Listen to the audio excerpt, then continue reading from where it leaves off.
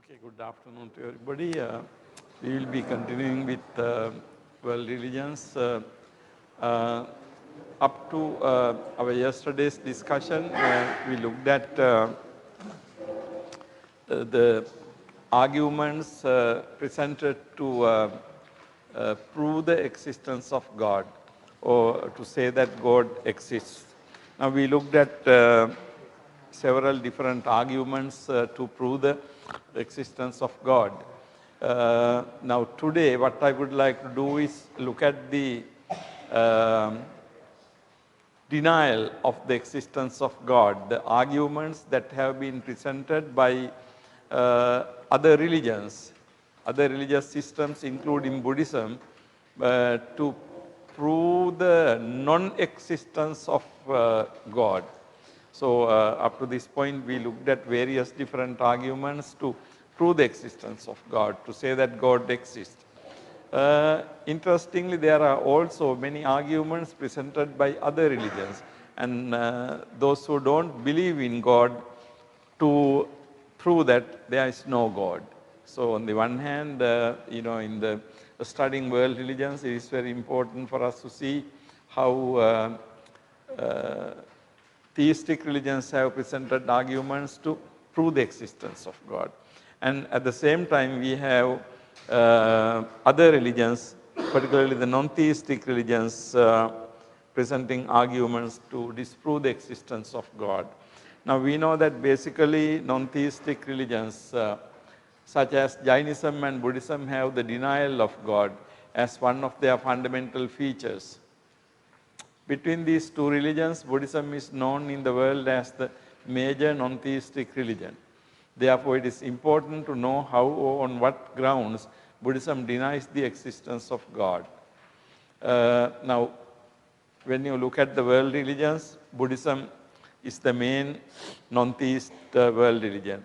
Jainism is also very important. Jainism is a non-theistic religion. In fact, next week my lecture will be 24th on Jainism because as a non-theistic religion. But if you look at the spread of Jainism, Jainism is basically limited to India. Very recently, of course, in the last century, and now it has been moving to Western countries. But usually it is a small religion if you take the number-wise. But history-wise, it is even older to Buddhism. So Jainism and Buddhism, but particularly we will focus on Buddhism today in this discussion. Therefore, it is important to know how or on what ground Buddhism denies the existence of God.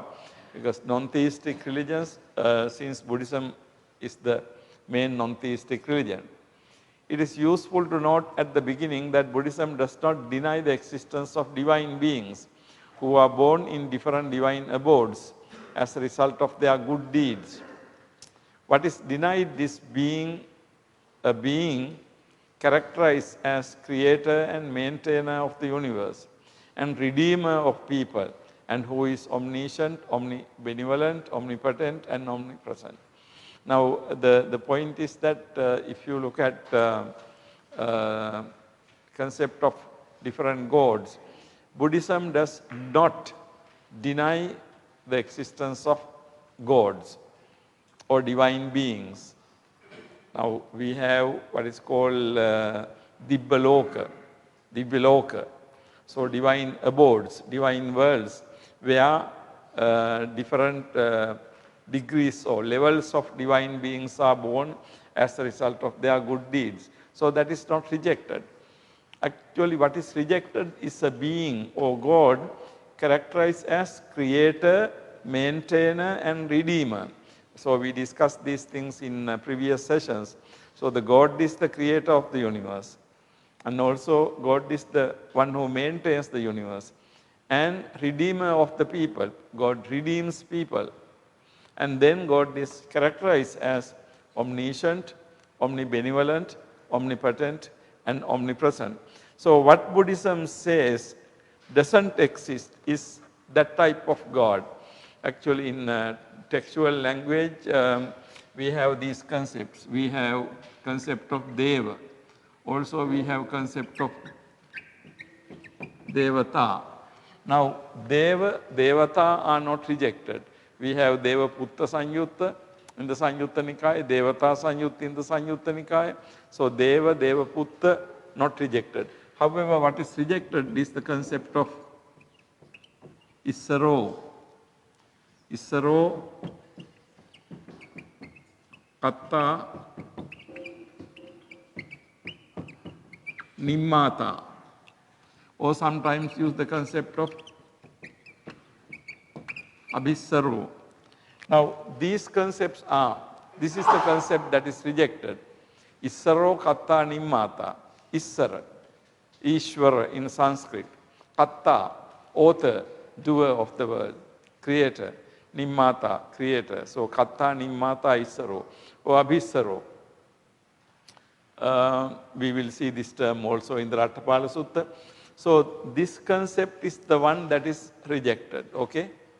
Not Deva or Devata.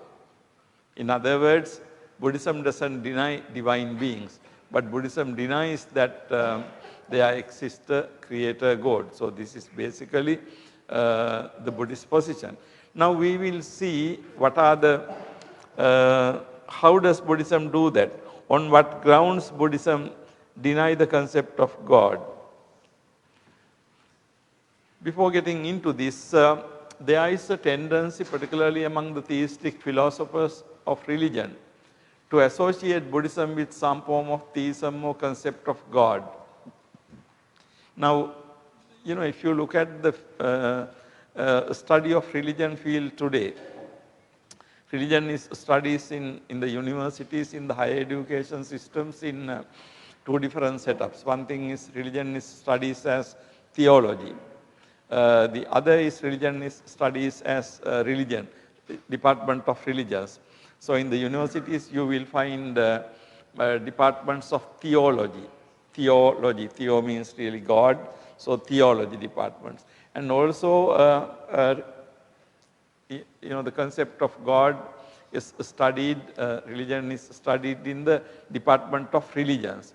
Now, there is a tendency, particularly among the theistic philosophers of religion, to associate Buddhism with some form of theism or concept of God.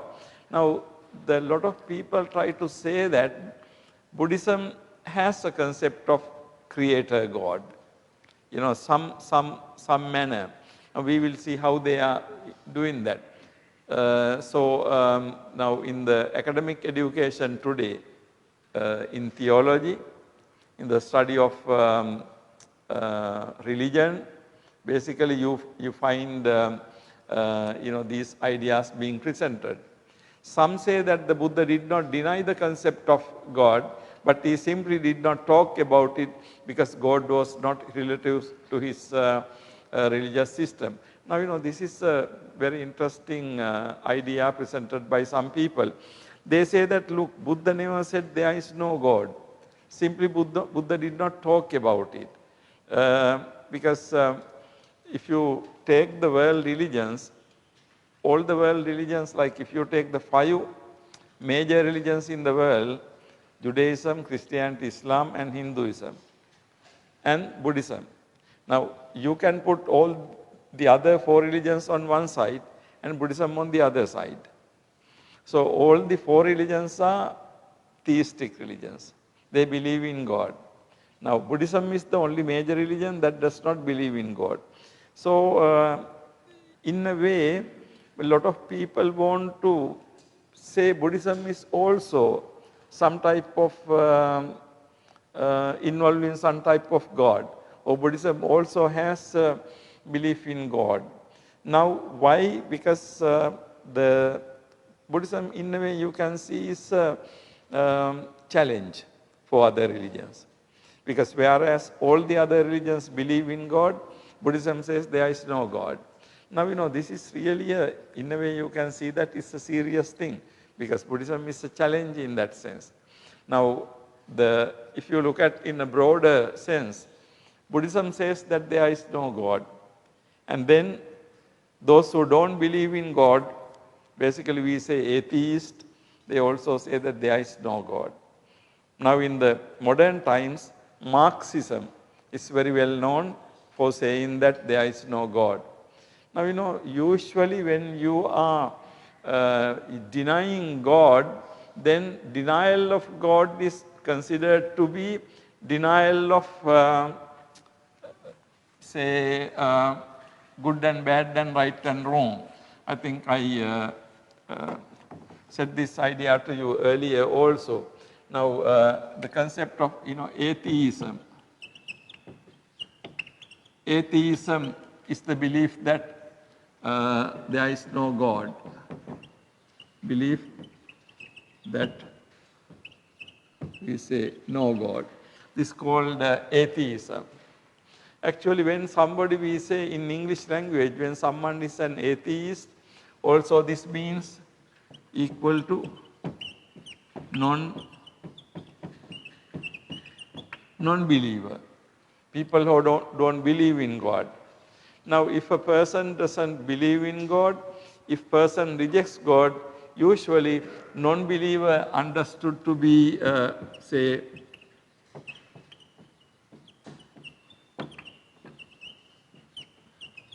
morally bad person. If you said you are a non-atheist, you don't believe in God, then usually it is understood as, okay, he's a bad person, morally bad person. Because if you don't believe in God, how can you be a good person? Because to that extent, concept of God has been identified with religion. So if it is a religion, there must be a concept of God. If a person doesn't believe in religion, he is a bad person. This is the basic equation, basic idea. So whenever you say there is no God, you are considered to be a morally bad person. But then what is the situation of Buddhism? The Buddhism from the very beginning said that there is no God. Actually, even during the time of the Buddha, this position was very problematic for the Brahmins who believed in God. Now, in the Buddhist literature, we have this word called Venayika. Now, Buddha denied both God and soul. Now, both these concepts are central to theistic religions, God and soul. And earlier we saw Atma and Paramatma. Paramatma means macrocosm or the universal soul. Atma means, Pudgalatma means individual soul. So in the Hinduism you have Paramatma and also Pudgalatma. Pudgalatma means individual soul, Paramatma means absolute soul or the universal soul. So same thing, you have the human beings and then you have Issara. Issara Katta Nimmata, creator. Now, if a person doesn't believe in Atma and also if a person doesn't believe in the concept of God, even in the Indian tradition, you are considered to be morally not good. So, in order to refer to Buddha, sometimes Brahmins use the word, Brahmins accuse the Buddha to be Venayiko. Venayiko Samano Gotamo. Venayika means one who advocates the destruction, vinasa. So Venayika means one who advocates the destruction. Destruction of what? Destruction of soul. So the Buddha says that there is no soul. So therefore they describe Buddha as Venayika. And also in the general Indian philosophy, general Indian tradition, you have two different traditions. One tradition is called Astika. Astika tradition. Other tradition is called Nastika tradition. Astika means positive. Nastika means negative. Astika means positive, Nastika means negative. Now, Astika means Brahmin tradition. It comes from Asti. Asti means it is there, yes, present. Now, what is Asti? Atma and the Ishvara. So, there is God, there is Creator God, and there is also soul. So, they are called Astika traditions. And then Nastika traditions are traditions that deny the concept of soul and God. Actually, what are the traditions in India that came under Nastika? Basically, under Nastika tradition, it was Buddhism, and the other one was Charvaka. Charvaka means materialism. In the Samanyapala Sutta, you have Ajita Kesakambali representing materialism. In the sense, there is no rebirth, life is destroyed at the death, there is no soul. So materialist rejected the Atma on the ground that there is only soul. Okay? So they rejected Atma, there is no soul. Only there is matter. I'm sorry, I think I wrongly put it earlier. So only there is matter, there is no soul. So because they thought that only there is matter, they said that there is no soul. So but Buddha said that there is no soul, but Buddha did not say that everything is matter. According to Buddha, although there is no soul, there is vijnana. There is consciousness. Okay? So not everything is matter, not everything is rupa. So, but basically because of this distinction, they called Buddhism to be nastika, negative. Along with Buddhism, they dumped together Buddhism and Charvaka, or Ajita Kesakambali's philosophy together with Buddhism because both denied Atma. But we know that Buddhism denied Atma for different reasons. Ajita Kesakambala and later Charvaka philosophy rejected the concept of Atma because they were materialists. According to them, in the universe, in the world, there is only matter, no mind. So that is materialism. But Buddhism is not a materialism. Okay? Buddhism accepts there is rupa and also there is chitta. Knowing Abhidhamma, Paramatta Dhamma sa chitta, chetasika, rupa, nibbana. So rupa is matter, chitta chetasika mind. So according to Abhidhamma Asanga, chitta chetasika rupa means matter, chitta chetasika means mind and constituents of mind. So but anyhow in the Indian tradition, they put Buddhism in the Nastika group. Nastika means rejecting soul and God. Actually, basically this view is presented with reference to the concept of soul, but this Venayika, all these things are negative descriptions of Buddhism. Basically, Buddhism rejects the concept of soul, Atma, and also the concept of God. However, today, when we look at the world, we can see that the old world religions come together. They are being taught in the universities. Now, when you look at old world religions, you can see that Judaism, Christianity, Islam, and also Hinduism, they are all accept God. So only Buddhism is the religion that doesn't accept God.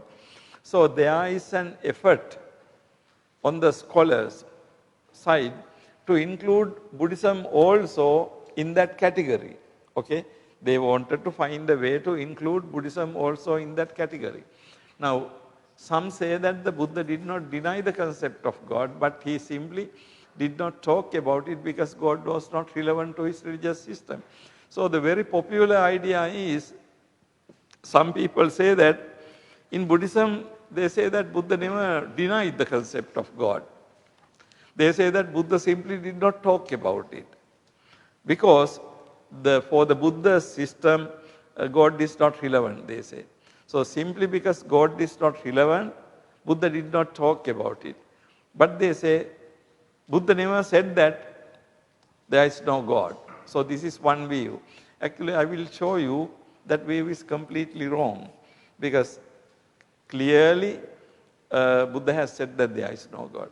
But anyhow, sometimes, when people want to say something, they ignore, they overlook, whatever the evidence sometimes.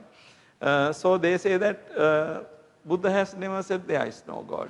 So therefore, whether God exists or not, according to Buddhism, you can't say. So Buddha simply has not spoken about God. So that is one position. Okay.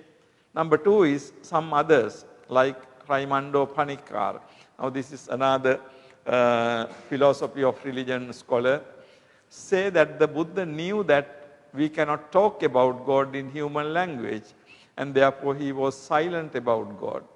This view indicates that the Buddha in fact accepted the existence of God, he simply did not talk about it. Now this is another view. This view has been presented by mainly by the scholar called Raimondo Panikkar. He is an Indian scholar, I think the Mexican nationality, originally from the Indian. So Raimondo Panikkar, he says that Buddha did not talk about God because you cannot use human language in order to talk about God. Now that is even more interesting because the first view says that Buddha never talked about God.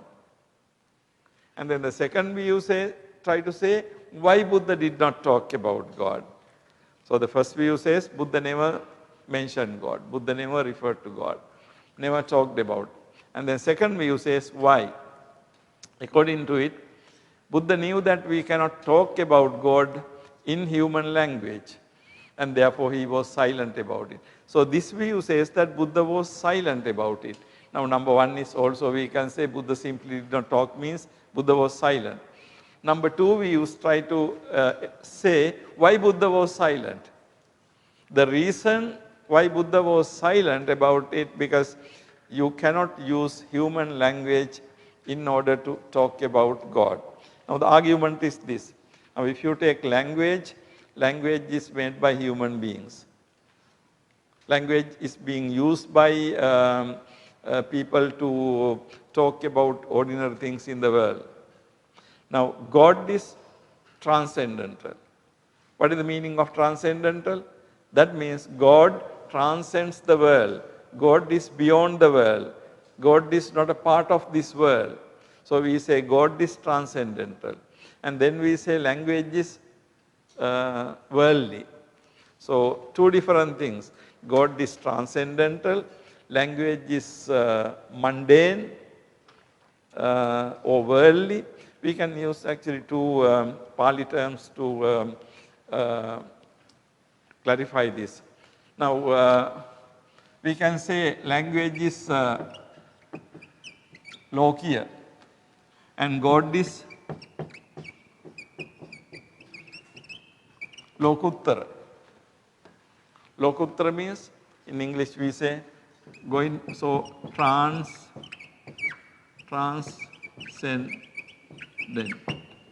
God is transcendental. Transcends means goes beyond. So God is Loka Uttara. Actually Loka Uttara means really the transcendental, transcendence. So we can say language is Lokiya.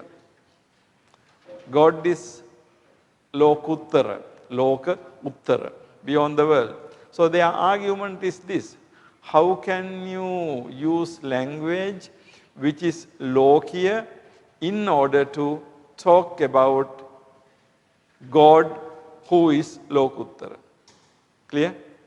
How can you use language which is Lokiya, worldly, in order to talk about God who is Lokuttara or transcendental? In other words, the idea is that you cannot use language to talk about Lokuttara or transcendental things. Language is worldly. Language belongs to this world. You can't talk about it you can't use about it to talk about God. Now this is basically the idea. So Raimondo Panikkar says that Buddha was silent about God simply because Buddha knew that you can't talk about. Now this Raimondo Panikkar's idea is very interesting. According to it, Buddha is one who was very faithful to the concept of God. Even some people who believe in God have tried to talk about God, try to describe. But Buddha kept completely silent according to this view because Buddha knew that you can never use language in order to talk about God. So therefore, according to this Raimondo Panikkar's idea, Actually, Buddha is a very good theist. Buddha believes in God, but only thing is Buddha never talked about it. Okay? Buddha never talked about it because Buddha knew that you cannot talk about transcendental things through worldly language. But you can separately think whether this argument is true or not. Whether language is worldly, does that mean that anything about transcendental we cannot talk about it? You know, you can really examine that argument. That's also part of your critical thinking about it. Because now if you take Lokuttara,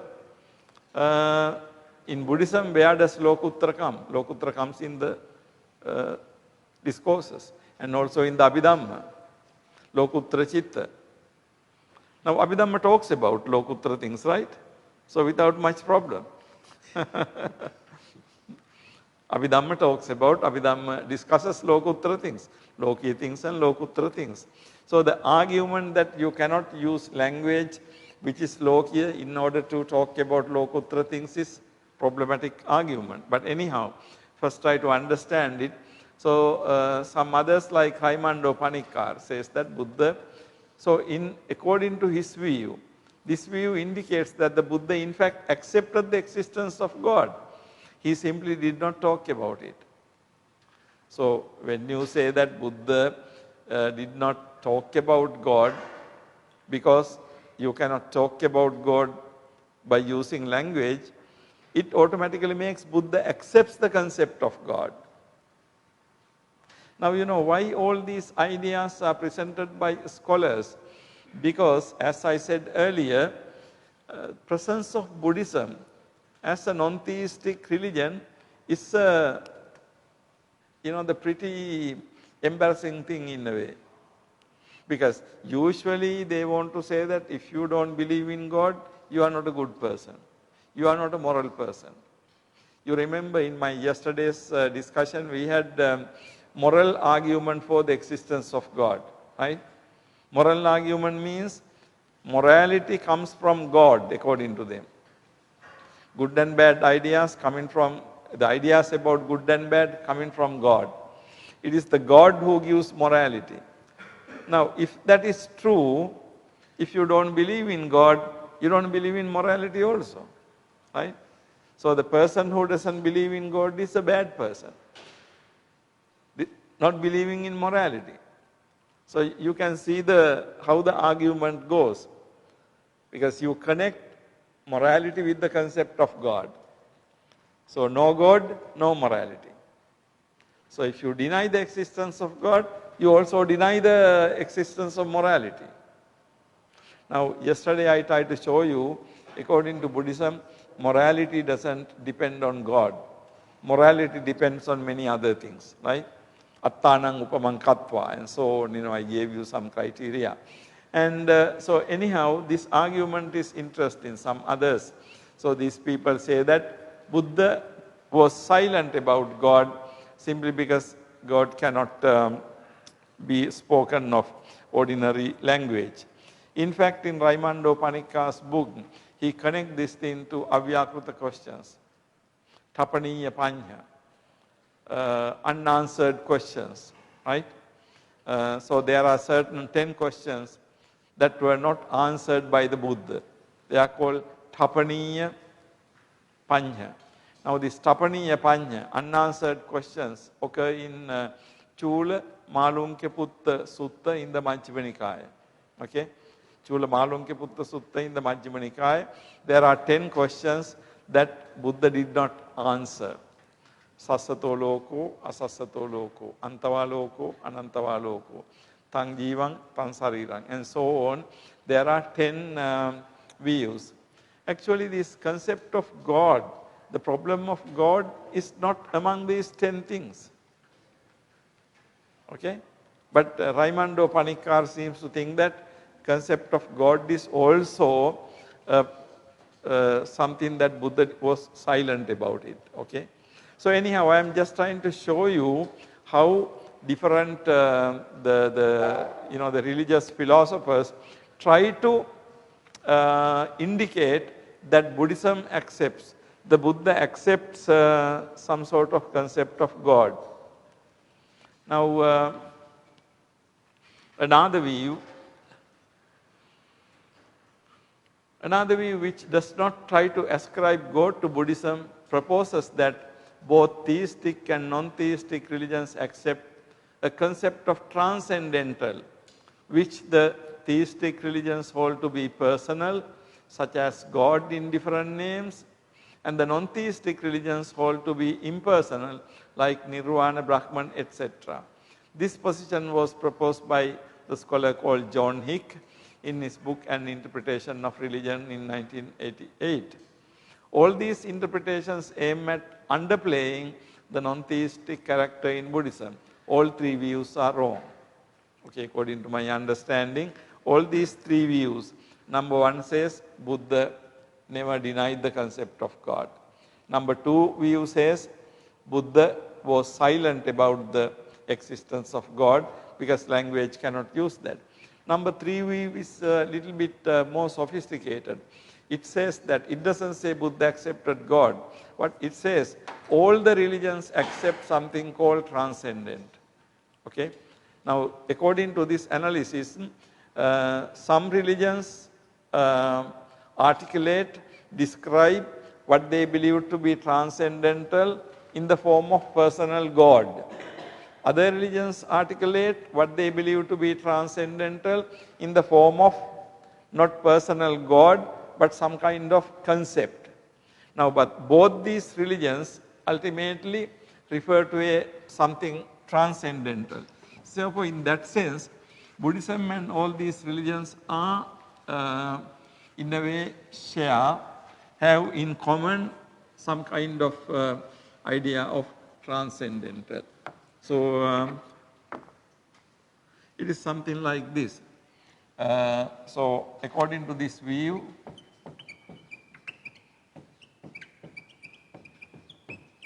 so this is the ultimate aim of the religion, transcendental.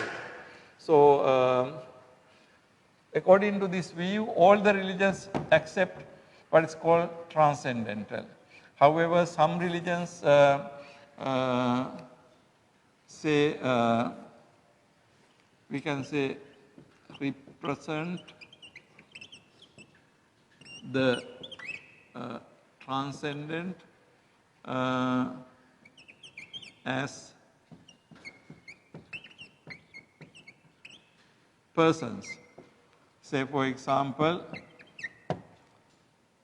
we can say God, we can say Allah, we can say Krishna, and so on. Now, present transcendental as persons. So, transcendental, but it is present as a person, okay? And then some other religions present transcendental in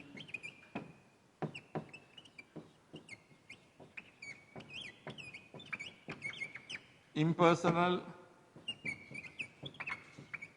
terms. For example, Nirvana,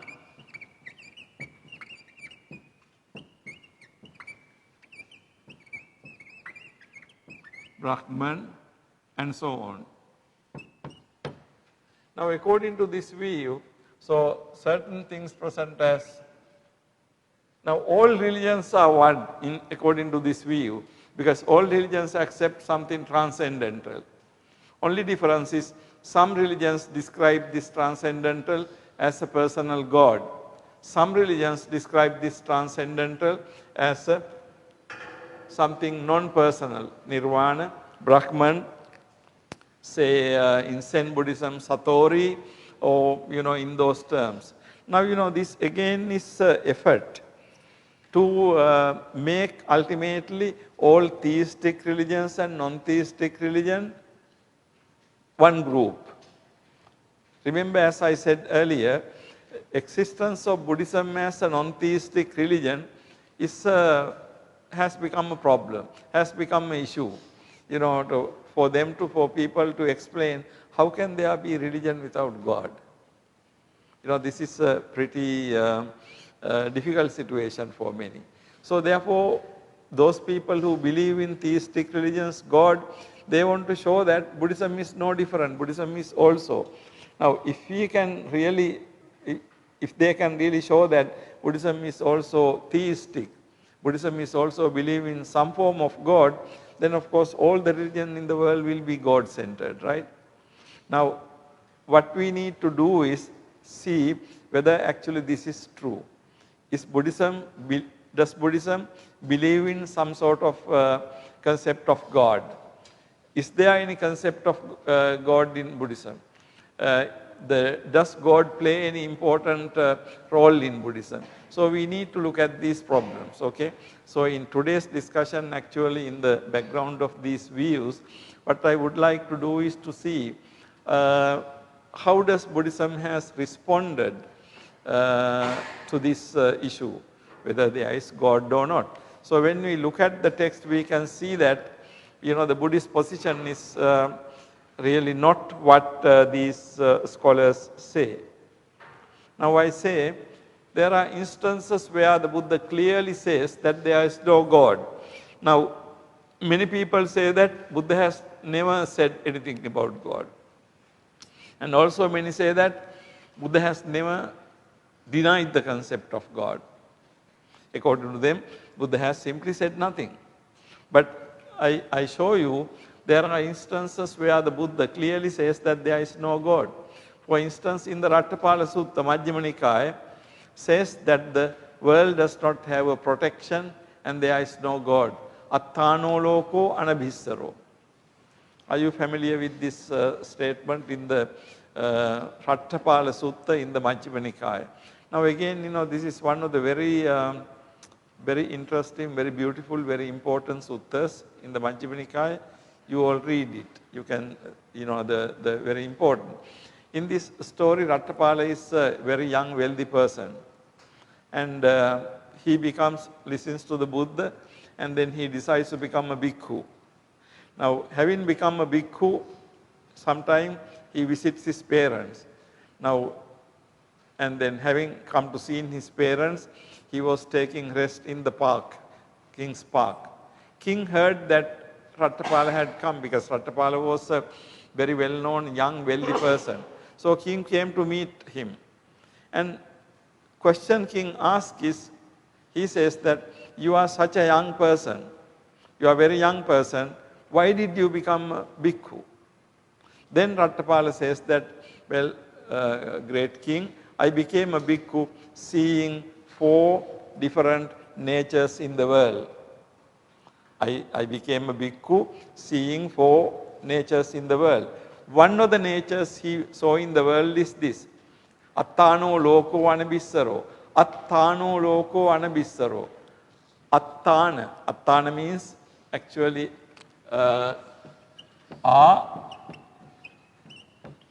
Tana. Tana means what? Tanang, lenang, parayanang. Protection. So, attano, attano. Attano loko means world does not have a protection. Or world doesn't have a protector. Anabissaro, na abissaro. Abissara means issara, abissara. These 2 terms are used in the discourses to refer to Creator God. Okay? It's not Deva, it's not Devata, it's not Devaputta. Issara or Abhissara means basically the Creator God. So Rattapala says, I became a bhikkhu seeing that there is no protection, there is no God.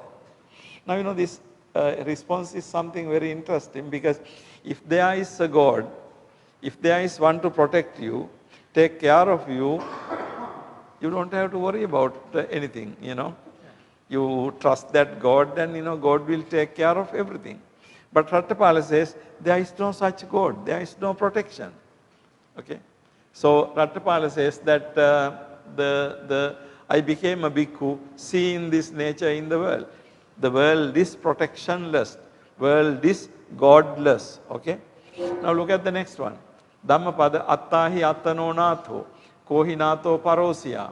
One is one's own protector, God. how can there be external protector or God? What is the meaning of Natha? Natha, Sanatha, Anatha, here it is Natha. Attahi attano natho. Actually, Natha again means the protector. So, attahi attano natho, one is one's own protection. Now, Buddha says this very clearly. Now, if there is a protector in the world, Buddha will not say this. When Buddha says, one is one's protector, you have to be your God. There is no any other God. Now, even if there is a God, if that God cannot protect you, then there is no point. Right? But here Buddha very clearly says, one is one's own God, or one is one's own protector. Okay? Natha, actually in Sri Lankan Buddhist tradition, we have a God called Natha. He is the one who is becoming the Maitreya Buddha in the future. So, there are different beliefs. But Natha basically means protector, refuge. Then other discourses, you have this concept of Sanatha, Anatha, with protection, without protection, and so on. So, Attahi Attano Natho, Kohi Natho Parosya. How can there be other God? Now, this statement is a direct statement, there is no other God. If at all, you are your God. Attahi attano natho, oneself is one's God. And kohinatho parosya, how can there be a God outside? How can there be a God externally? So there is no external God. And then you look at the creationist view. Issara Nimmanavada is rejected in Buddhism. In fact, in the Anguttara Nikaya, there is a discourse called Mahatithayatana Sutta. In the Mahatithayatana Sutta, lists about 3 religious views which are not satisfactory. The word used is anasasika, not satisfactory. Now, one of the views is not satisfactory views. People believe that Issara Nimmanavada. Issara Nimmanavada. Issara Nimmana means Ishvara Nirmana. Ishvara Nirmana. Issara Nimmana means God's creation. Okay. So, Buddha says that Issara Nimmanavada, people believed in Issara Nimmanavada. Buddha says very clearly that Issara Nimmanavada is wrong view. Okay. Now these are directly examples of Buddha rejecting the concept of God. Okay. Now, if Buddha believes that there is a concept of God, now Buddha would have said that, right? If there is a concept of, if there is God in the universe, Buddha could have very clearly said that there is a God. But here when the Buddha says that Attano Loko Anabissaro, Rattapala's statement is that there is no God. And then Attahi Attano Natho. Also this Mahatithayatana Sutta reference where Buddha says that Issara Nimmana Vada was wrong. So Issara Nimmana Vada is a view held by many people during the time of the Buddha. So these are direct evidence in the discourses. In fact, in the Jatakas, there is some more. In the Jataka, following criticism of the concept of God occurs. Now read that. If God designs the life of the entire world, the glory and the misery, if the good and the evil acts, man is but an instrument of his will and God alone is responsible. If Brahma is Lord of the world, whole world, and creator of the multitude of beings, then why has he ordered misfortune in the world without making the whole world happy? For what purpose has he made the world full of injustice, deceit and falsehood and conceit? The Lord of being is evil in that he ordained injustice when there could have been justice. This comes in the Mahabodhi Jataka.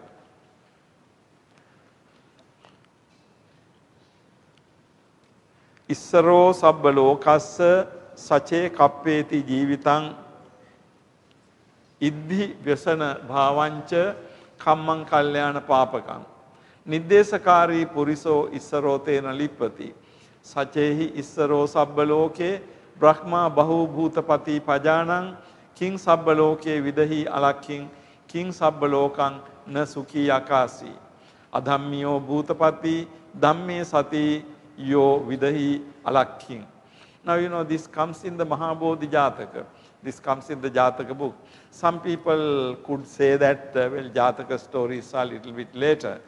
Actually, although Jataka stories could be later, the Pali stanzas in the Jataka stories are considered to be actually very old part of the Tripitaka. So in the Jataka, Mahabodhi Jataka, you have this concept. Issaro sabba lokassa sache kappeti jeevitam. Iddhi vasana bhavancha kammang kalyana papakam. So Issaro means the God, the creator God.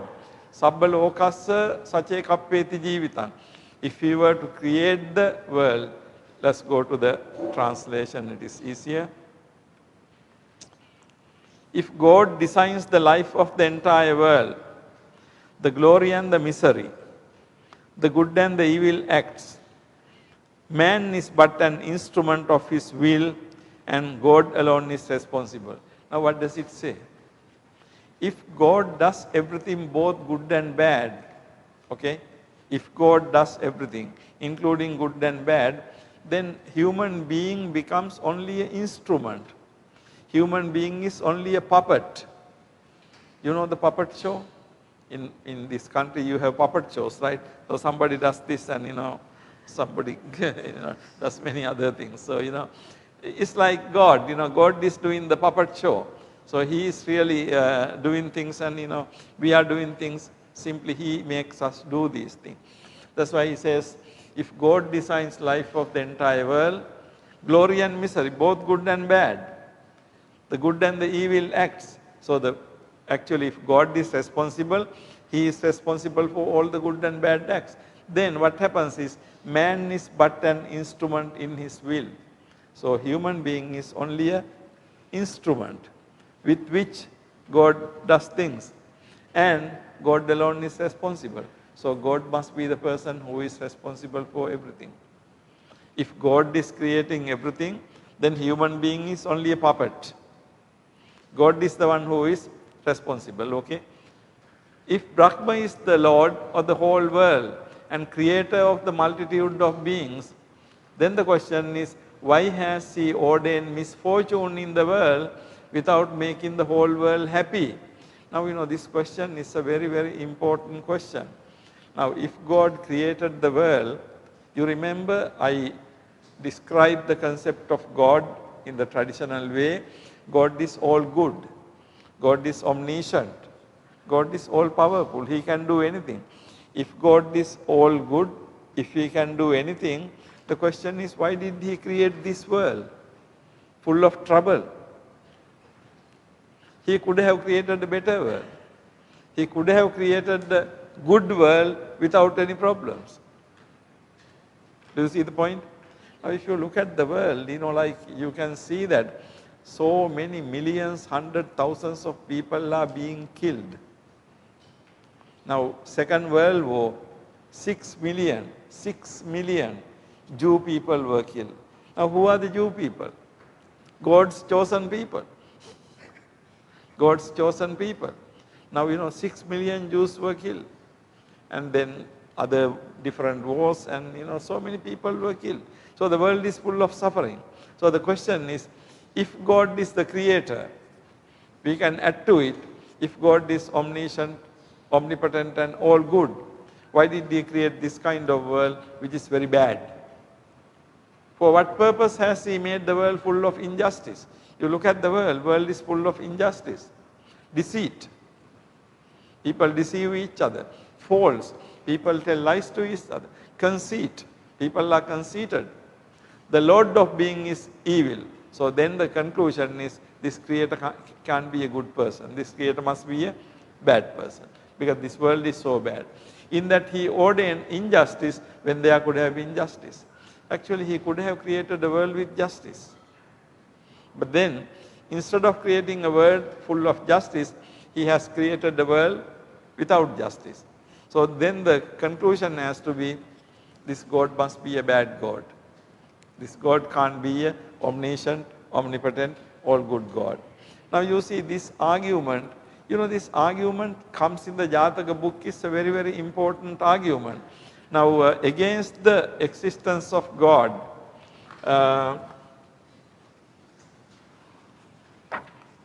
there are many arguments have been presented against the existence of God. Now one of the main argument comes in here against the concept of God. Now that argument is called the argument from, we can say, suffering, or argument from evil. Okay? The argument from suffering or argument from evil. Now what is this argument? Actually, if you believe that world was created by God, if world is full of suffering, then how could God create such a world full of suffering? Particularly this question arises when you look at the God, when you characterize God as the all good God, omnibenevolent God.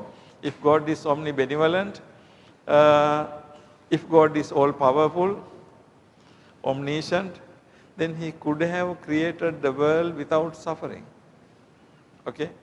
Now, given the fact that God is omnibenevolent and omniscient and all powerful, how could God create a world full of suffering? So, existence of suffering in the world is taken to be a major argument against the existence of God. Okay? Now, if God created this world, now if we accept the traditional interpretation of God as omniscient, then and all good, such a God could not have created this kind of world. So the argument from the existence of evil is considered to be a very significant argument, okay, against the existence of God. Now when you look at the Buddhist literature, in the Jataka story, you can find this argument. Actually, this argument, not only Buddhist, many people who argue against the existence of God, they use this argument. Okay? In the Western religious literature, also you find this argument. In the modern religious literature, also you find this argument. How can God create the world this nature?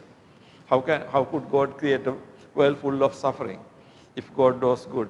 So either we have to accept that God is not good or God does not exist. Right? If God is good, he couldn't have created this world. So maybe God exists, but he is a bad God. Or God doesn't exist. Now either of these conclusions are not acceptable by the theistic religion. A theistic religion doesn't want to say that God is not good. Okay? God has to be good. But on the other hand, theistic religion doesn't want to say that God doesn't exist. But then the issue is that how to justify suffering in the world.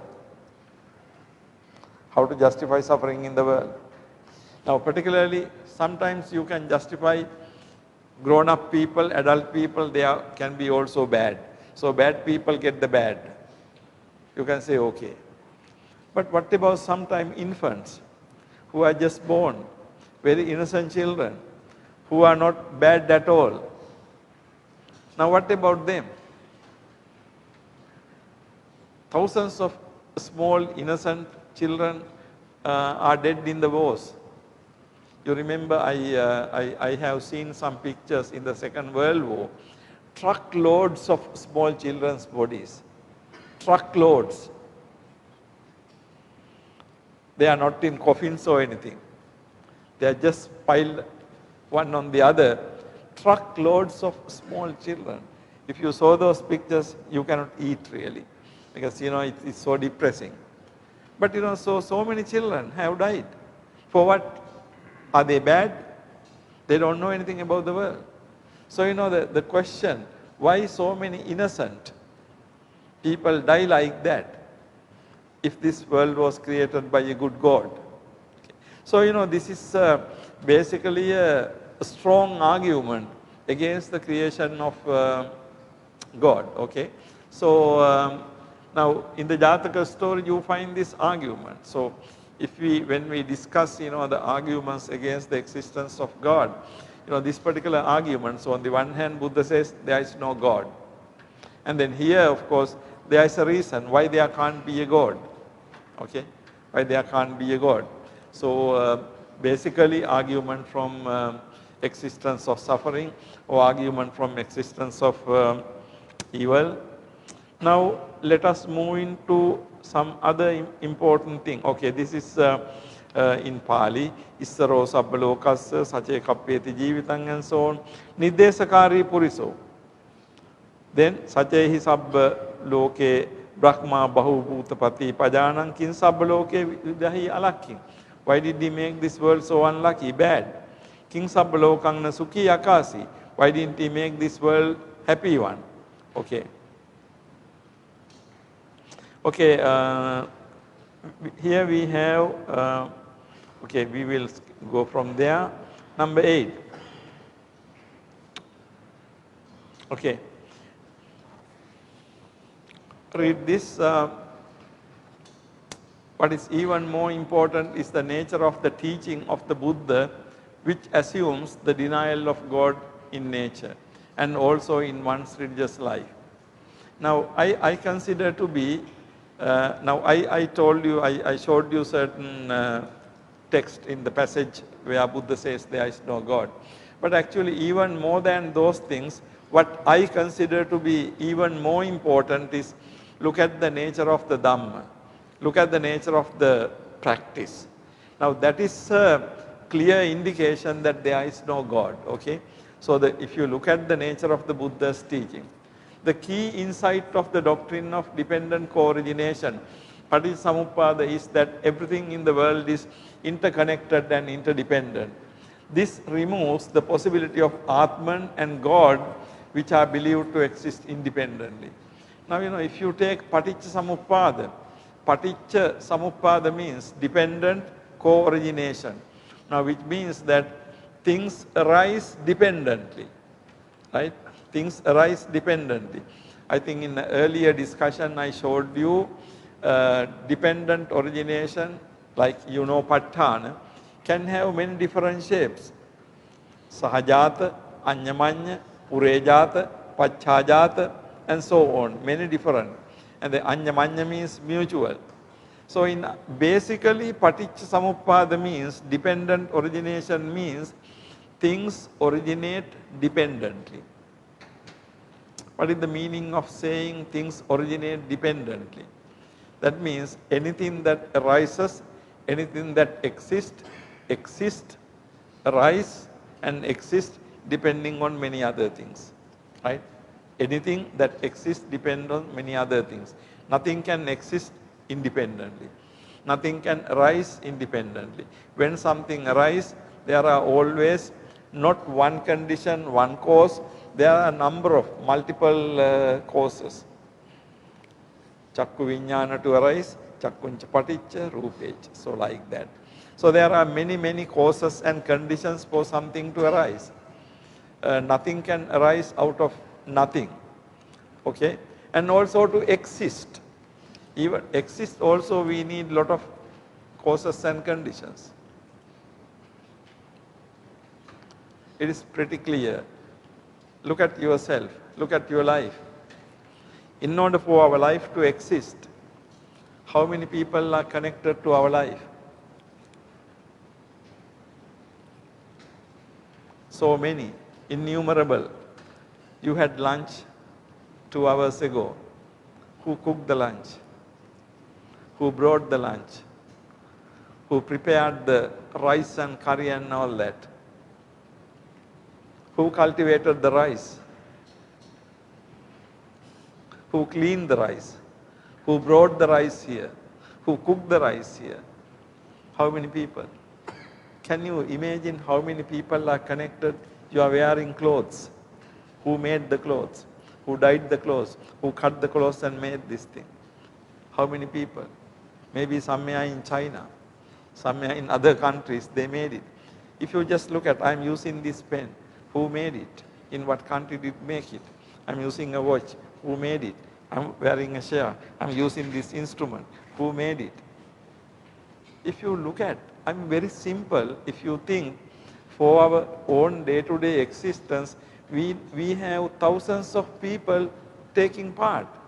Otherwise, we can't exist. You are not making your own clothes. You are not making your own food. Nobody is making our own food, but somebody is making it.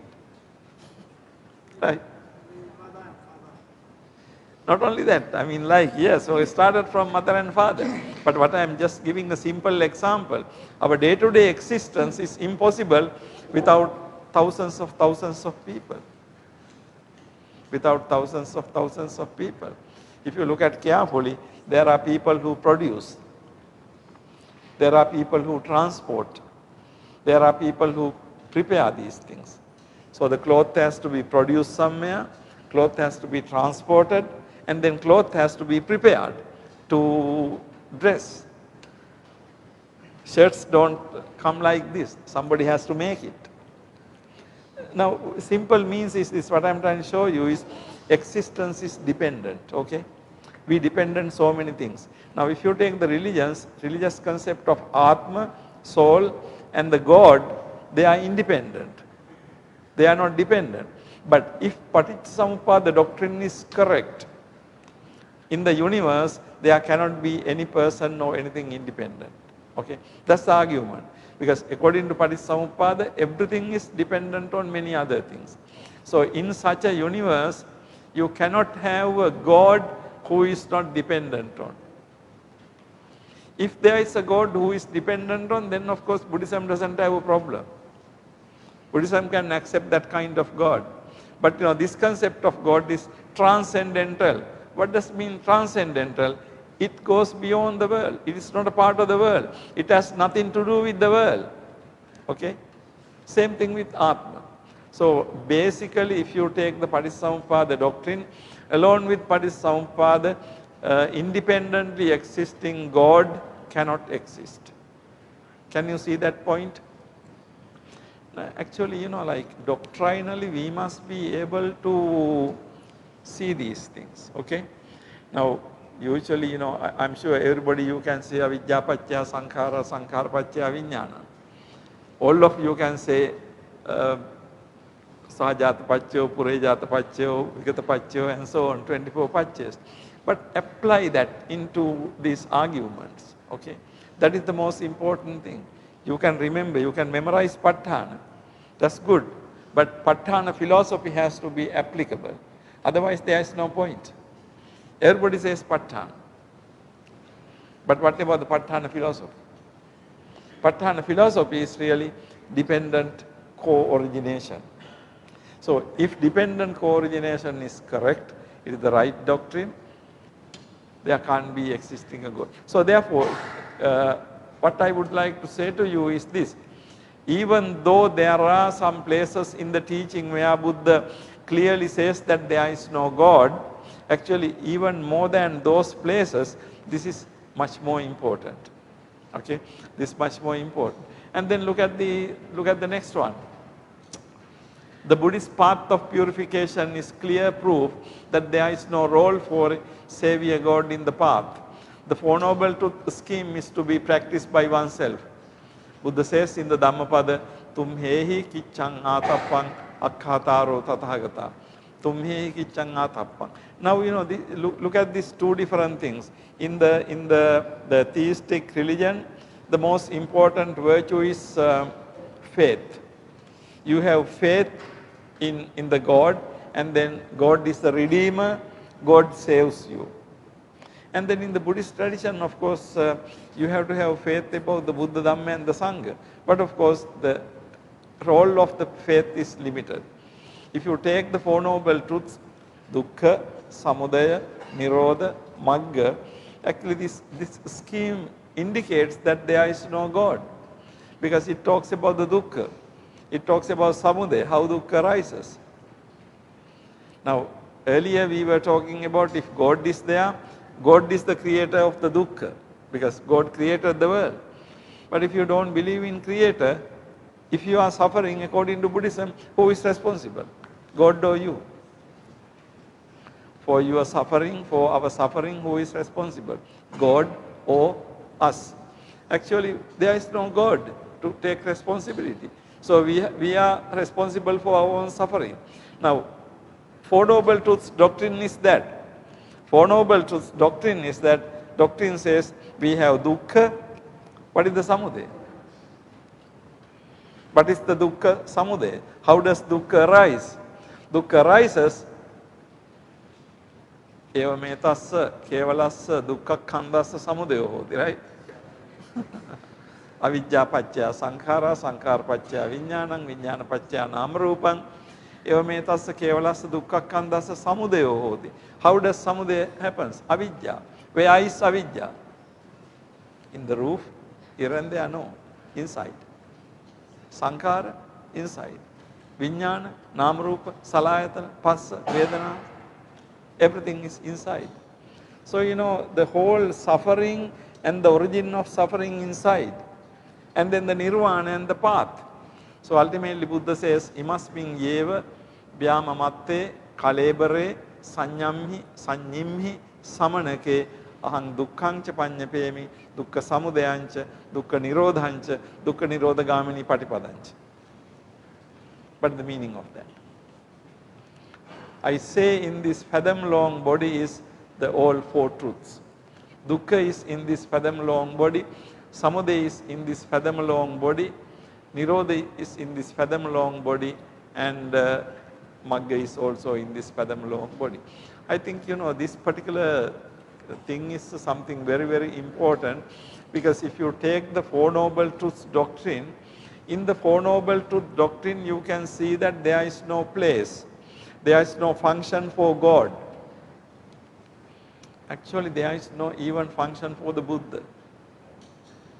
In the Four Noble Truth doctrine, there is no function for the Buddha. Buddha teaches the doctrine, but you have to do the work. So when you do the work, Buddha doesn't come and help you or anything like that. No, Buddha can't come. No, Buddha has attained parinirvana, right? So no Buddha can come to help you. You see, so the structure of Four Noble Truth doctrine is a really good indication. Now, if you look at the religions of the world, you can see that in theistic religions, of course, you have God, okay? And then the most important thing is faith.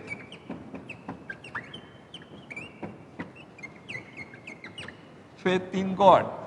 Now, if you have faith in God, then you are saved. Salvation comes for the. So, faith in God, we can say salvation. Actually, for this, what we have in Buddhism is Dhamma, wisdom,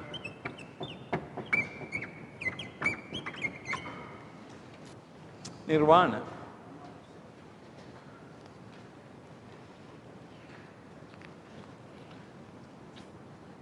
What you have in Buddhism. Now here, this in the theistic religion, what is more important is the faith in God.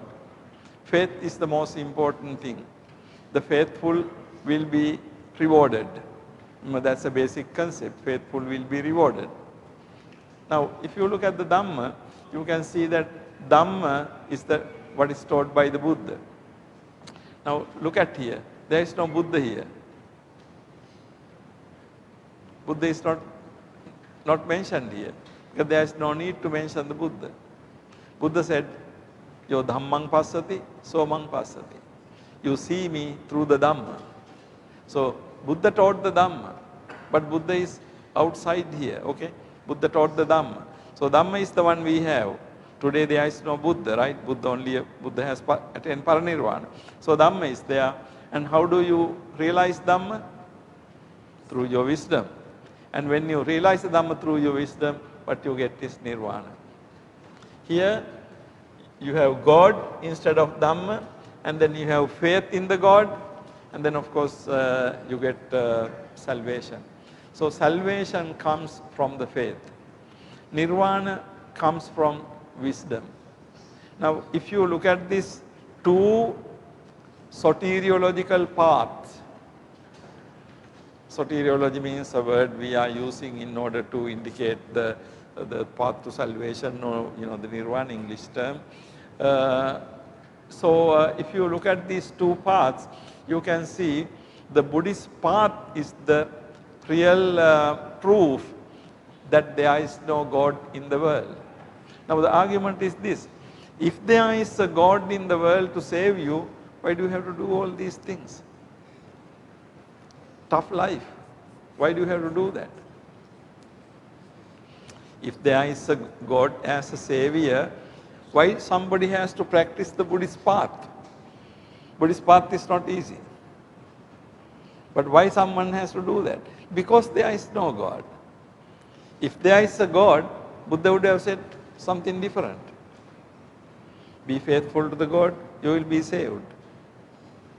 In a way, I'm not saying even that is easy, but in a way you can say that is much easier than practicing the path. Buddha says that this path is very difficult. Buddha says this Dhamma is only to the Panyavantas, those who have wisdom. So Buddhist path is not an easy path. The question is, why do you have to follow this difficult path if there is a God? If there is a God to help you, why do you have to follow this difficult path? Actually, the very reason why people have to follow the difficult path is because there is no God. So according to my understanding, the most important evidence, according to Buddhism, that there is no God is actually the Dhamma. Okay? I mean, even if we don't have any single place where Buddha says there is no God, that really doesn't matter. You look at the nature of the Dhamma, and then you can see why it is so. Going further in this, you can see Buddha says purification or defilement is a result of one's own action. There is no external agency to purify or defile oneself. Suddhi, asuddhi, pacchattam. Nanyo, anyang, visodhaye. You are familiar with that, right? Suddhi, asuddhi, pacchattam. Nanyo, anyang, visodhaye. Suddhi, asuddhi, pacchattam. Purification. Asuddhi means lack of purification. Both are pacchattam. Individual thing, your own thing. Nanyo, anyang, visodhaye. One cannot purify another. You can't wash any other person. In the same manner, nanyo, anyang, visodhaye, you can't also defile another person either. Suddhi, asuddhi, pacchattam. Whether you are purified, whether you are not purified, or it depends on ultimately on you. Now this again you can see that if there is a God to purify you, Buddha would not say this, right? If there is a God to save you, if there is a God to purify you, Buddha will not say this. But Buddha says, Suddhi asuddhi pacchattam, and you are the one. So then, this again you can connect with Attahi Attano Nato. You are the God of yourself. There is no any other God. So purification or defilement is a result of one's own action. There is no external agency to purify or defile oneself. The Buddhist doctrine of karma says that one's maker or breaker is one's own karma, and that one is solely responsible for one's karma and not anyone else. No God to pardon one's sins. Now this is another central idea in Buddhism. Now in the theistic religions, the sins can be pardoned by God. Actually in the Christian religion, a Christian priest can pardon your sins, because when a priest is ordained, that power is supposed to be given God's power to the person. So in the name of God, he can pardon your sins. But according to Buddhism, there is no pardoning of sins. If you did something wrong, you have to bear the responsibility of that wrong thing you did. Nobody can nullify it. Okay. So karma doctrine is another important thing. Karma doctrine is another important thing that shows that you are your responsibility. You are the one maker or breaker.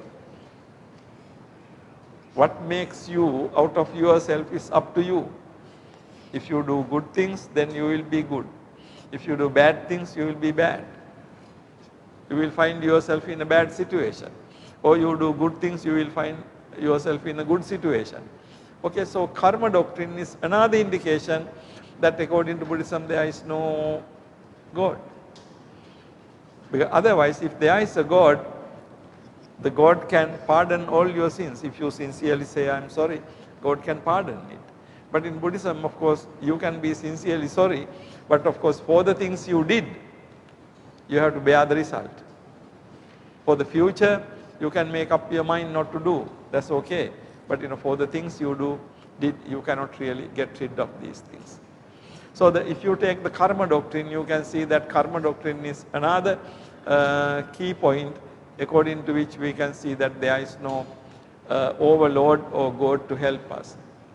If a savior God is there to liberate people from suffering, practicing a difficult moral path will be meaningless. Therefore, the very path taught in Buddhism is premised on the absence of a Redeemer God.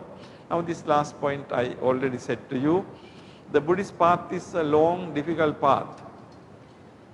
This long, difficult path is there because there is no God. If there is a God, of course, Buddha will not have this long, difficult path. The path will be relatively easy path of faith. But what we have, the path is Dhamma, wisdom. Through wisdom, you realize Dhamma and then you attain Nirvana. Now that is a long and difficult path. Okay. I am not saying that faith in God, if there is, that is easy either. But of course, that's very different. Okay. So in other words, in the theistic religion, what you have is the bhakti, faith or devotion. In Buddhism, what you have is wisdom, the knowledge. But that doesn't mean that there is no element of saddha, element of bhakti, element of prema. Those terms are there. About the Buddha, people can develop those qualities. But Buddha will not come and help you. Okay. Because Buddha is not a God. So now you can see basically why Buddhism holds this view that there is no God and what happens as a result of that. So basically what I did in this discussion today is the denial of the existence of God as non-theistic religion, Jainism and Buddhism. I will be discussing Jainism with you next week.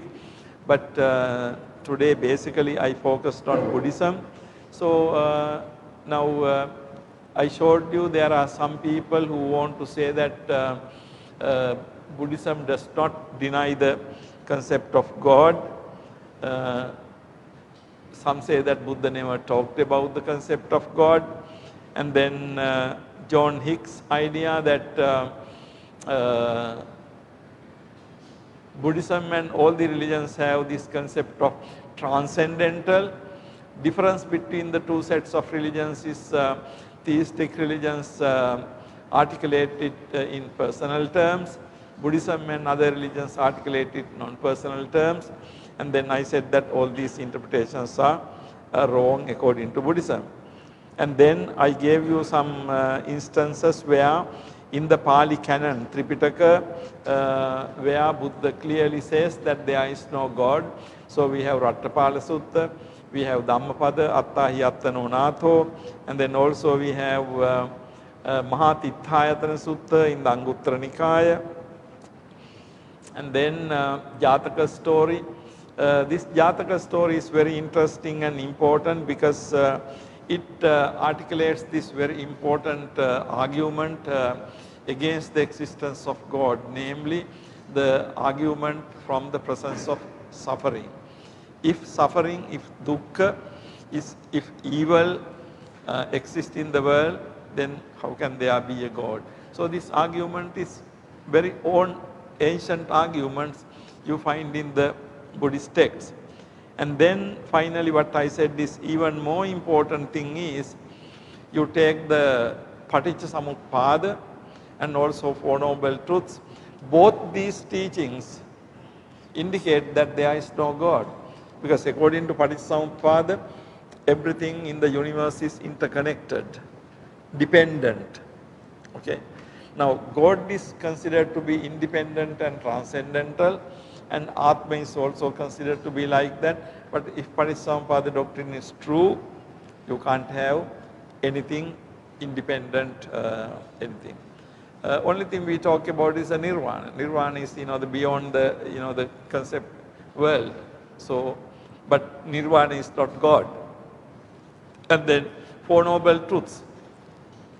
The scheme of Four Noble Truth, you have to practice it. So the very idea is that the Four Noble Truths contains that there is no God. And then finally, this concept, by following the Four Noble Truths, Attahi Attanonato, you are your savior, and Suddhi Asuddhi Pachattam, your purification or impurification is up to you. Nobody can help you to be purified or impurified. So as a result, you can see that in Buddhism, there are two types of reasons. One thing is clearly Buddha says that there are instances in the discourses that there is no God. Second is indirectly but more importantly, the nature of the Dhamma, nature of the practice shows that there is no external help.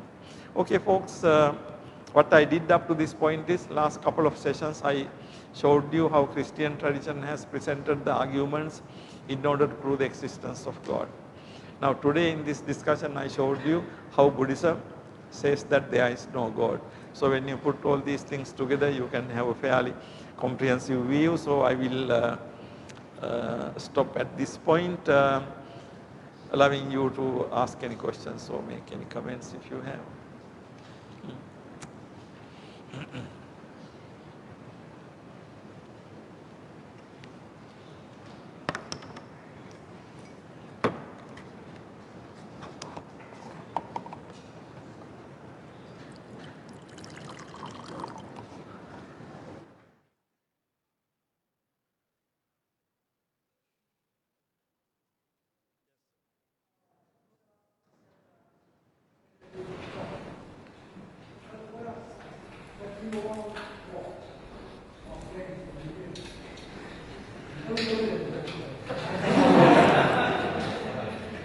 I didn't get that. Go ahead. Say it again, yeah?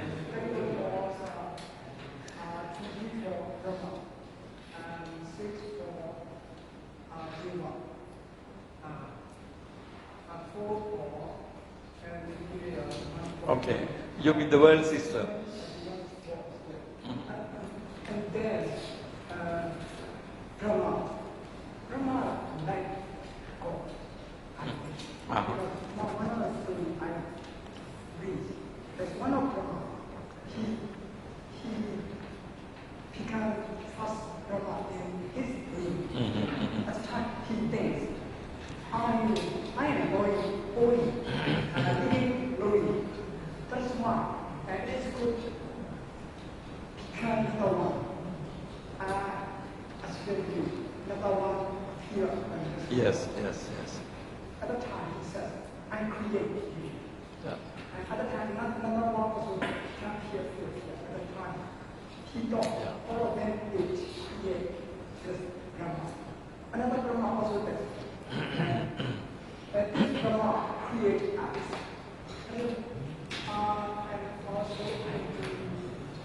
And also they are Brahma, they are God is Brahma.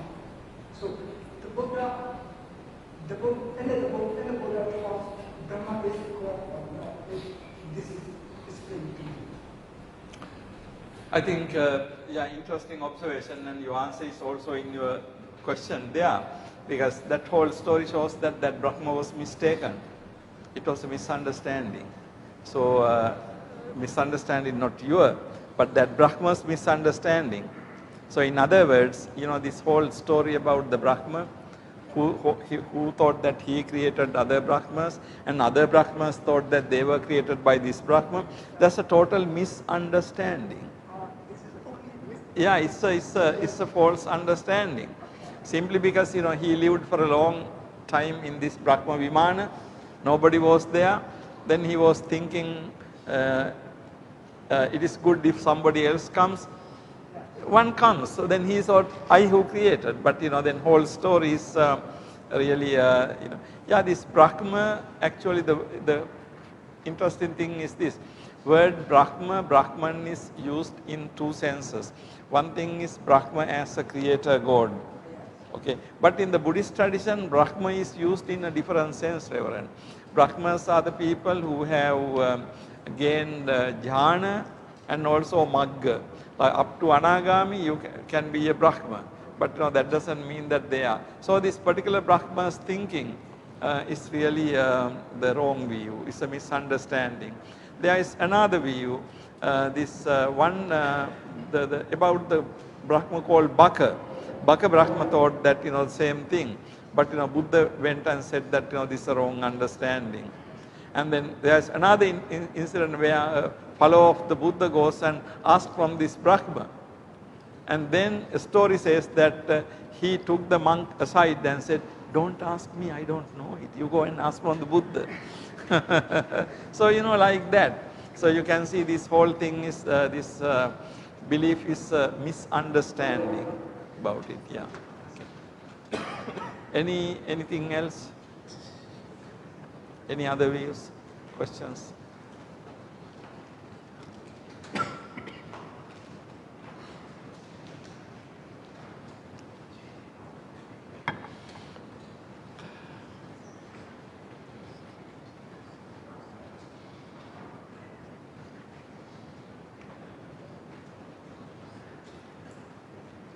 Yeah, if you don't have any more questions, we can meditate 5 minutes or something, or what?